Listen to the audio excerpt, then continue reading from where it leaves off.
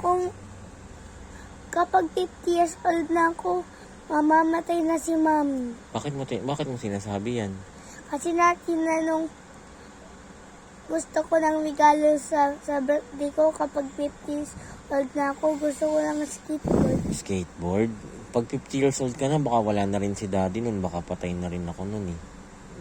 Ikaw na lang mag-isa nun. Tapos, may sarili ka ng wife, may sarili ka ng anak, may sarili ka ng family nun. Wala na nun si mami tsaka si daddy. Kasi baka hindi na kami umabot ng 80 years old. Ganun. Ikaw na lang mag-isa nun. Wala na nun mami at daddy mo.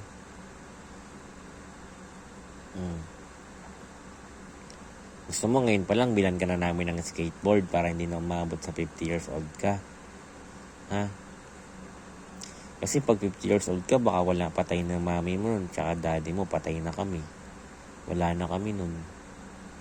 At kasi pag 50 years old ka, doon ka palang mag-skateboard. Ha? Pwede ka naman mag-skateboard ngayon habang bata ka. Oh. Ano? Ha? Ano? Kayo na lang.